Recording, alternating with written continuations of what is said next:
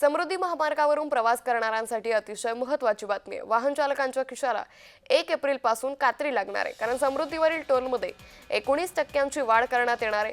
मुंबई ते नागपूर प्रवासासाठी कार चालकांना 1445 रुपये मोजावे लागणार आहे, तर नागपूर ते इगतपुरी प्रवासासाठी 1290 रुपये टोल घेण्यात येणार आहे। या संदर्भात अधिक माहिती घेऊयात आमचे प्रतिनिधी शुभम उमाळे यांच्याकडून। शुभम, आता समृद्धीवरून प्रवास करणाऱ्या वाहन चालकांच्या खिशाला 1 एप्रिल पासून कात्री लागणार आहे, काय अधिक माहिती?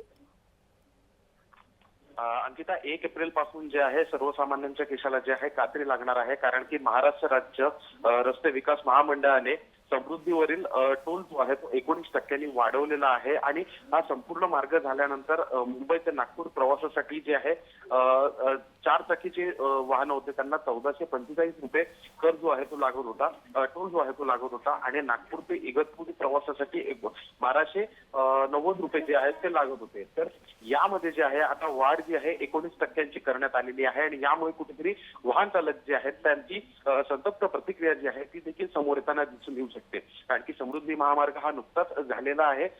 अनेक प्रवासी याच्यावरनं प्रवास करत असतात, नियोजन आपले करत असतात, आणि त्यामध्येच आता जे आहे त्यांच्या खिशाला कात्री लागणार आहे। अंकिता, निश्चित शुभम, त्यामुळे एकंदरीतच 1 एप्रिल पासून ही टोल दरवाढ लागू होणार आहे। धन्यवाद शुभम, आपण दिलेल्या सविस्तर माहितीसाठी।